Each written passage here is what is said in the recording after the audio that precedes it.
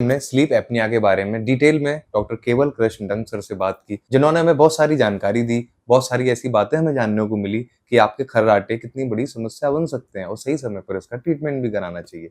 अब सर हम ये जानना चाहेंगे, आपने ये बताया कन्वर्सेशन के बीच में मैंने नोटिस किया कि राजस्थान में आप काफ़ी समय से इस बीमारी पे काम कर रहे हैं सर। साथ-साथ कुछ आपने सर आर-एन-डी भी किया होगा, एडवांसमेंट भी।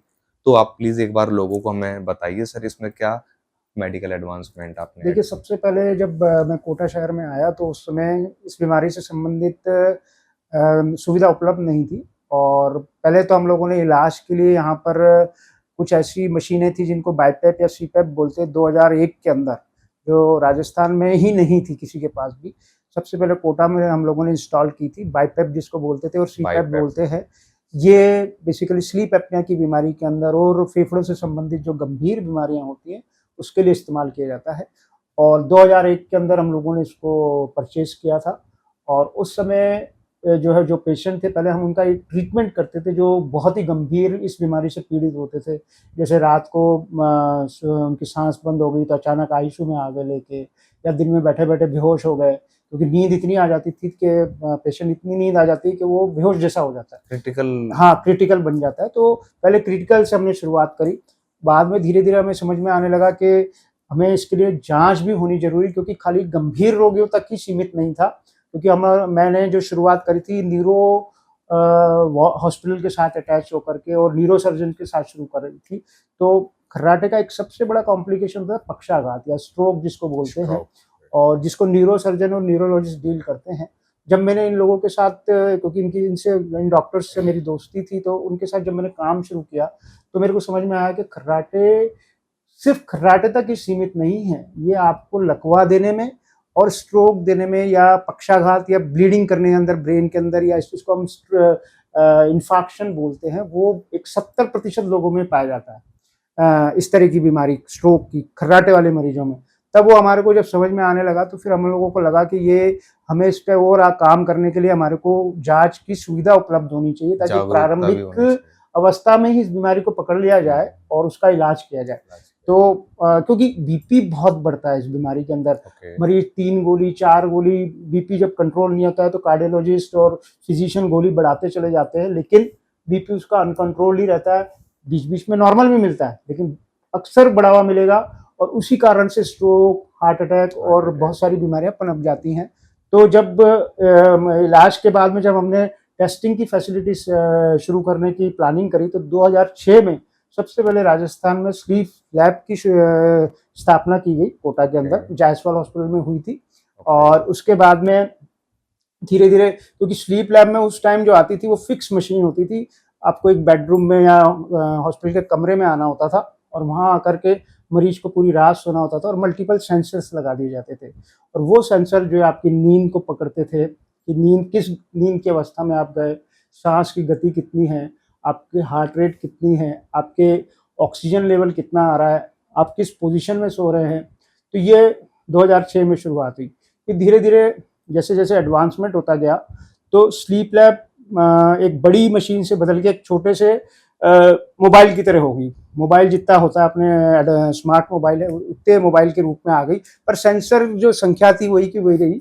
और स्लीप लैब जो है, वो छोटी जब हुई तो हम घरों में जाकर के बेडरूम में, मरीज के बेडरूम में जाके वो करने लग गए, और बेडरूम में जाकर के वहाँ लगाते थे, और टेक्नीशियन रात को वहीं रुकता है और वहीं पे टेस्टिंग होती है, और अगले दिन कंप्यूटर पे हम उसको असेसमेंट करते हैं।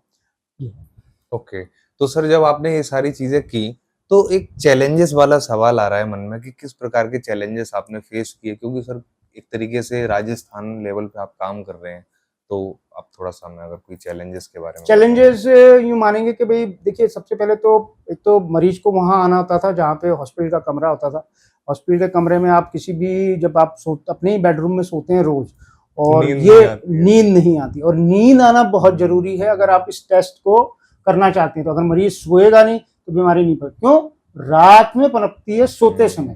पता कैसे चलेगा सर? 2 चीज़ें हैं, एक तो रात में पनपती है, दूसरी सोते समय, सोते समय। है ना? अच्छा, अब आपकी पूरी नींद का पैटर्न जो होता है, कम से कम 4 से 8 घंटे का पैटर्न होता हुँ, है। हुँ। तो 8 घंटे जब तक टेस्टिंग नहीं होगी, वो हुँ, स्लीप पता टेस्टिंग नहीं नहीं चलेगा। कहलाएगी। तो स्लीप टेस्टिंग करने के लिए अपने को रात का वक़्त और नींद आना, ये 2 चीज़ें ज़रूरी थी।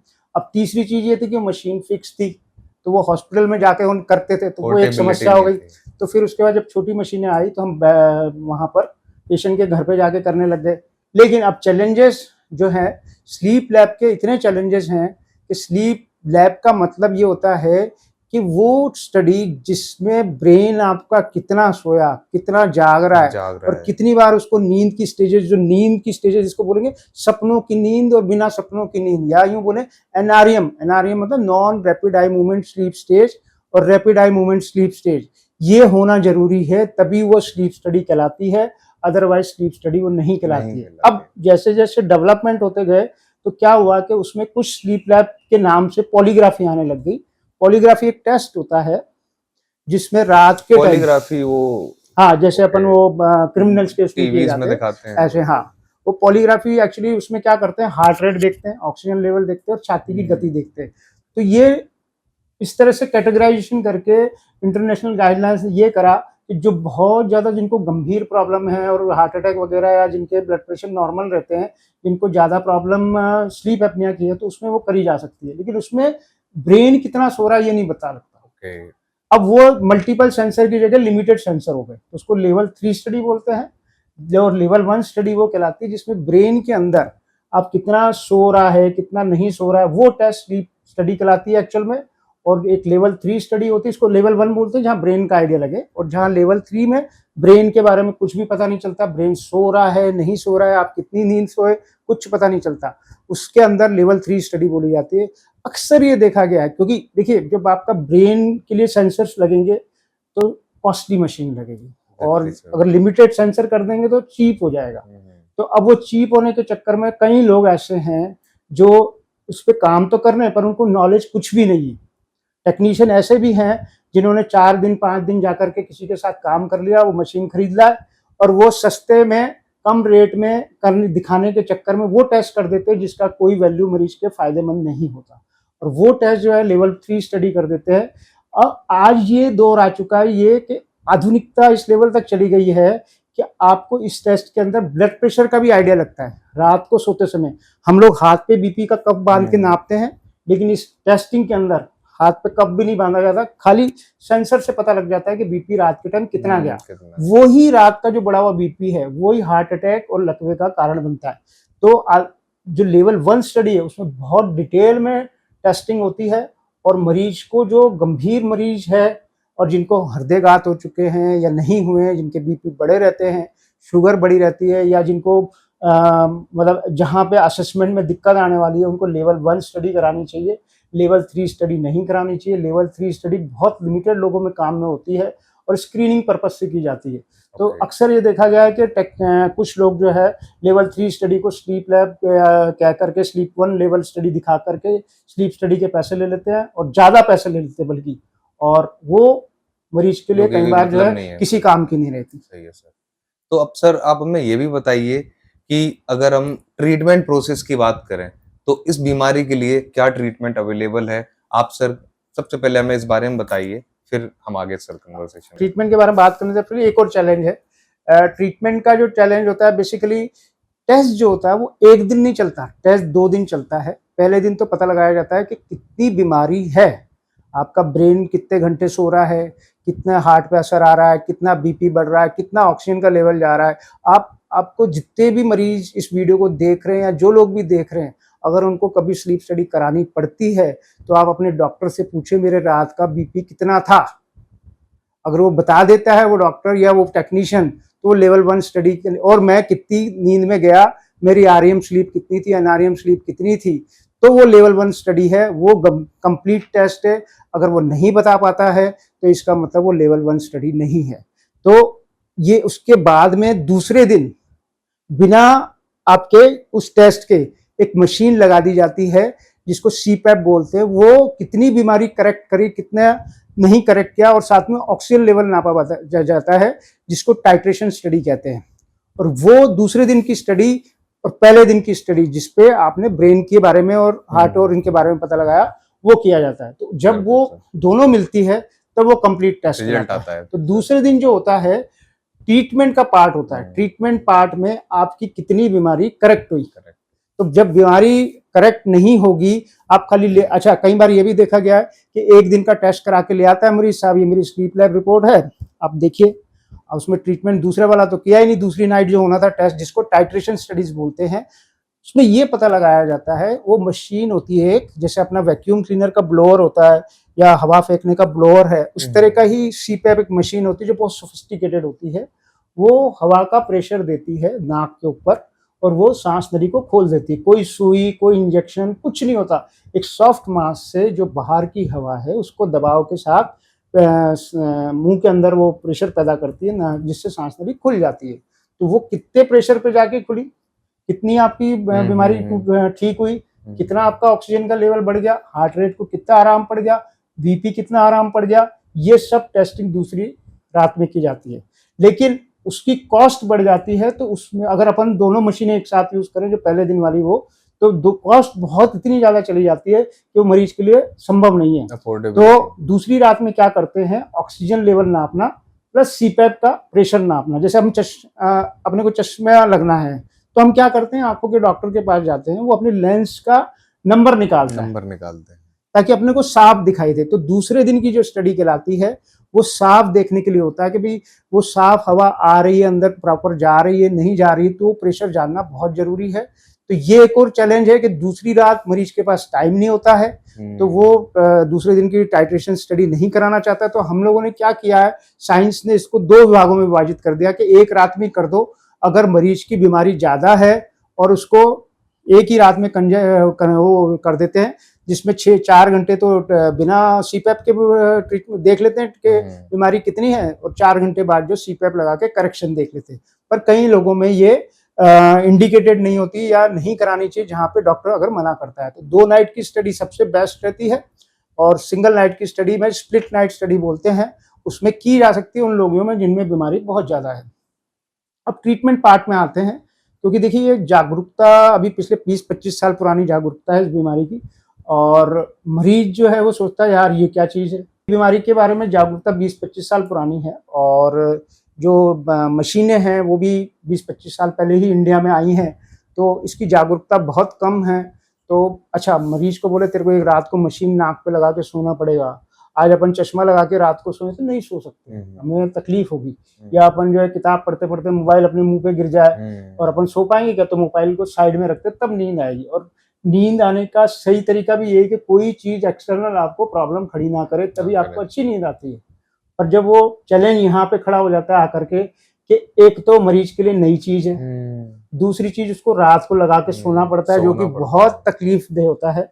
और लगभग 50% मरीज इसको एक्सेप्ट कर पाते, 50% नहीं कर पाते। लेकिन ये इलाज इतना बेहतरीन है कि 100% रिजल्ट देता है। बाकी के दिन तो फिर सांस ले ही सकते। हाँ, बात आपको सीधा समझने की बात है। जैसे मैंने कहा, जैसे मैं सुबह उठता हूँ तो सबसे पहले चश्मा लगाता हूँ तो मेरे को साफ दिखाई दे। तो जो मरीज स्लीप एपनिया का है उसको अगर साफ सांस लेनी है तो रात को मशीन लगाए। वो चश्मे लगाना और चश्मे उतारने जैसा है, सिर्फ इतना सा फर्क है, और कोई कॉम्प्लिकेशन नहीं होते। ज़्यादा से ज़्यादा निशान रह जाते हैं, जैसे चश्मे के निशान रह जाते हैं, बहुत रेयरली कभी ठंड के टाइम पे जुकाम होने की संभावना रहती है, उसको भी ठीक किया जा सकता है, क्योंकि मशीन आजकल इतनी सोफिस्टिकेटेड है कि आप उसको इलाज के द्वारा जो है उसके अंदर सिस्टम होते हैं कि आपको कम से कम जुकाम हो, आपको दाग भी कम रहे, निशान भी कम आए माथे पे, क्योंकि जो बेल्ट लगाते हैं उसके निशान आ जाते हैं।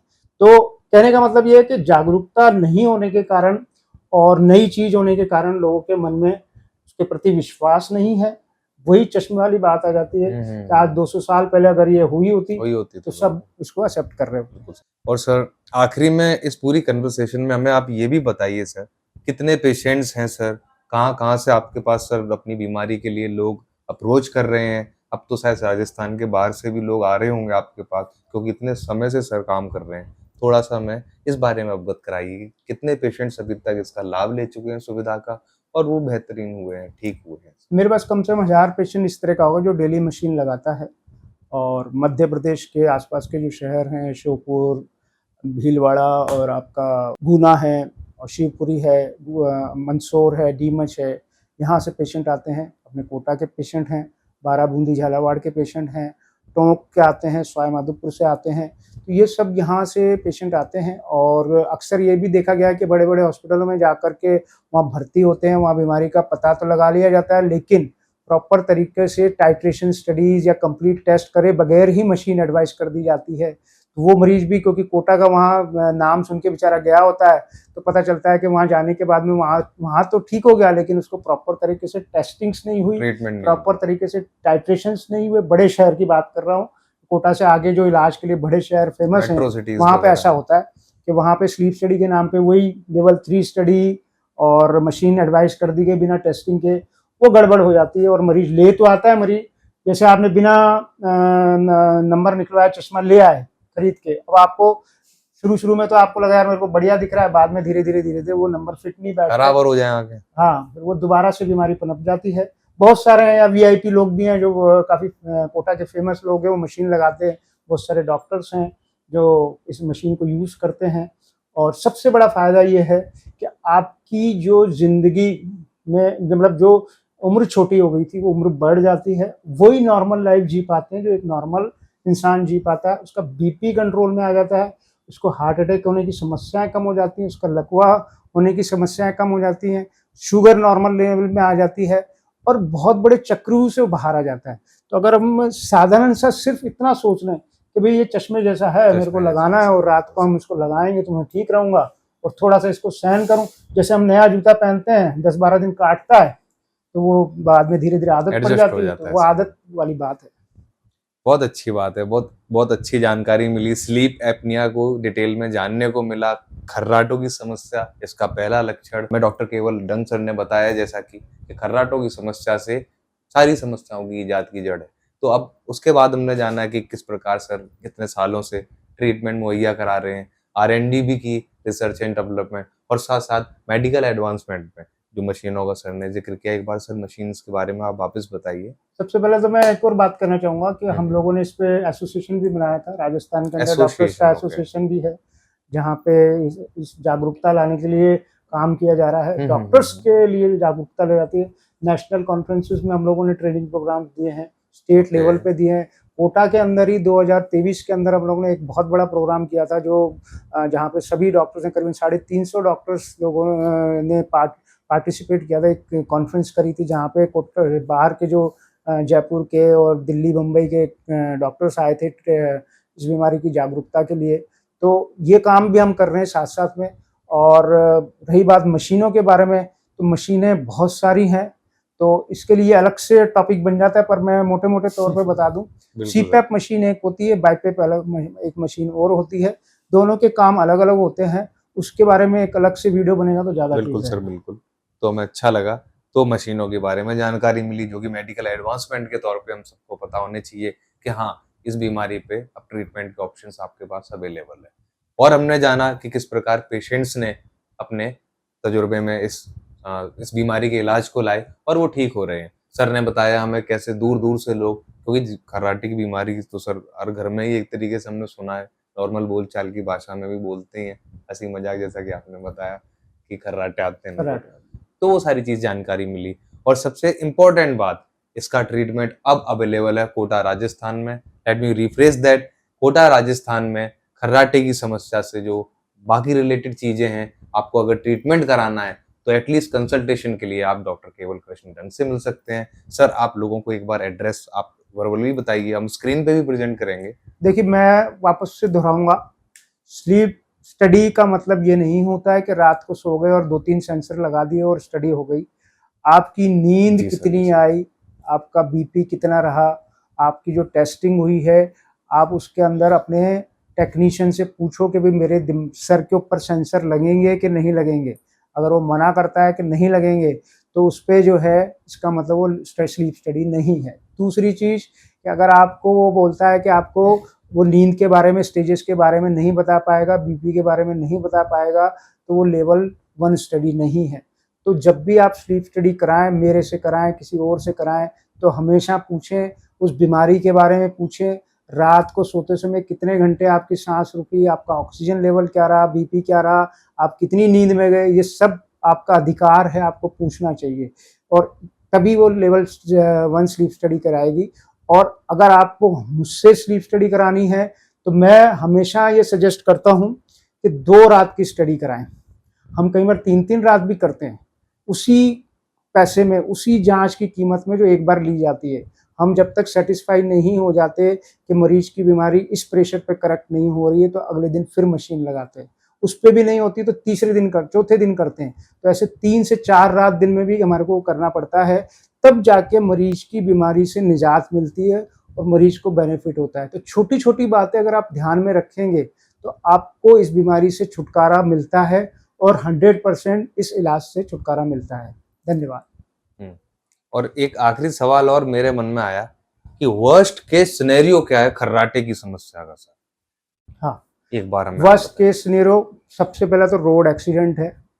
गाड़ी झपकी चलाते आई हाँ 2 सेकंड में, बिल्कुल सर। हाँ, गाड़ी चलाते-चलाते ठोक दी जाती है, खर्राटे आ रहे हैं और गाड़ी से ऐसे बहुत सारे केसेस है। खड़े-खड़े सो जाते हैं और गिर पड़ते हैं, ये बहुत देखने को मिला है। टॉयलेट सीट पे सो गए, गिर पड़े। और दूसरे जो है, रात के टाइम आपको हार्ट अटैक हो गया, रात के टाइम आपको लकवा हो गया, सवेरे उठते ही 10-11 बजे तक आपको लकवा हो जाता है। हॉस्पिटल में रात की जो इमरजेंसीज ज़्यादातर होती हैं इस खर्राटे के कारण होती हैं। और दूसरा जो है, कई बार सडन रात को सो गया, साइलेंट अटैक बोल देते हैं ना जिसको हम, रात के टाइम कोई सोते-सोते किलर हो मृत्यु हो जाता है गई, मामला तो ये साइलेंट किलर है और वो बेसिकली खर्राटे के कारण होता है। किडनी के कारण जो है, किडनी फेल हो जाती है, डायलिसिस पे चला जाता है मरीज। क्यों? क्योंकि उसकी बार-बार ब्लड प्रेशर बढ़ने की वजह से रात के टाइम जब ऑक्सीजन नहीं मिलती है ना, दिल तेजी से धड़कता है, उसको ऑक्सीजन चाहिए। वो जब ऑक्सीजन रास्ता ऊपर से बंद है, तो जब उसको ऑक्सीजन नहीं मिलेगी तो वो दिल तेजी से धड़के, और जब तेजी से धड़केगा तो बीपी बढ़ता है, और जब बीपी बढ़ेगा तो दूसरे अंग पे बुरा असर डालता है। ऐसे किडनी पे बुरा असर आता है, किडनी फेल हो जाती है। किडनी फेल होने के साथ साथ बीपी और बढ़ जाता है, तो वो और बढ़ता है तो और ज्यादा आपके सूजन वूजन सब आ जाती है, तो ये रास्ता और बंद हो जाता है। एक चक्रव्यूह बन जाता है, हृदय की बीमारी का, दिमाग की बीमारी का, आपकी मेमोरी लॉस भी होती है। कई बार हम देखते हैं कि मरीज से बात करते करते भूल जाता है चीजों को, तो वो भूलने का सबसे बड़ा कारण खर्राटे है, ये भी होता है। कई मरीज जो है बात करते करते सो जाते हैं, कहीं अपन ने संसद में भी देखा है, विधानसभा में भी देखा है, और अपने नेता लोग सो जाते हैं, तो ये सब बीमारी जो है वो आमतौर पे भी देखा है, लोग बात करते करते सो जाते हैं। तो ये है। बिल्कुल सर, और ट्रेन के अंदर आपने देखा, आपका पड़ोसी अगर खर्राटे ले रहे हो तो आप नहीं सो सकते, तो आप ये मतलब सोने वाले के लिए भी प्रॉब्लम है और जो साथ सो रहा है उसके लिए भी प्रॉब्लम है। खर्राटे की समस्या प्राइवेसी का भी हनन है। तलाक होते हैं, लोगों के आपस में तलाक हो जाते हैं खर्राटों की वजह से। बिल्कुल सर। तो हमें आज खर्राटों के बारे में बहुत सारी जानकारी मिली, स्लीप एपनिया, जैसा कि सर ने हमें बीमारी का नाम बताया। मेरा आप सभी से यही सुझाव है, आपके आसपास, आपके परिवार में, आपके मोहल्ले में, या फिर आपके जो भी रिश्तेदारों में, आपके जो भी मिलने वाले संबंधी लोग हैं, अगर खर्राटे की समस्या स्पेशली तकलीफ दे रही है, किसी भी प्रकार की प्रॉब्लम क्रिएट कर रही है जो आपके डिटेक्ट होने में अभी नहीं आ रही, पर आपको लग रहा है कि it can be a big problem in the future, तो आप एक बार डॉक्टर केवल कृष्ण डंग से संपर्क कर सकते हैं। आपके सामने स्क्रीन पे ये नंबर मौजूद है। और सर, कोई आखिरी मैसेज आप देना चाहें जो लोग अभी तक वीडियो में बने हुए हैं, आखिरी में कोई इसके क्लोजिंग स्टेटमेंट के तौर पर सर आपकी बात हो। हम लोग अक्सर ट्रैवल करते हैं, ट्रेन में सभी करते हैं। कभी भी आपको खर्राटे वाला मरीज बोले तो उसको बोलिए कि तो आप गहरी नींद नहीं सो रहे थे, आप गंभीर बीमारी से पीड़ित है, अपने डॉक्टर को जाके दिखाएं।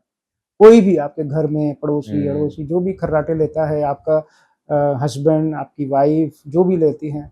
अच्छा, फीमेल में अलग तरह की प्रॉब्लम्स होती है, वो कभी फिर और दूसरे वीडियो में डिस्कस करेंगे। तो खर्राटे जिसको आते हैं उसको जागरूक होना बहुत ज़रूरी है।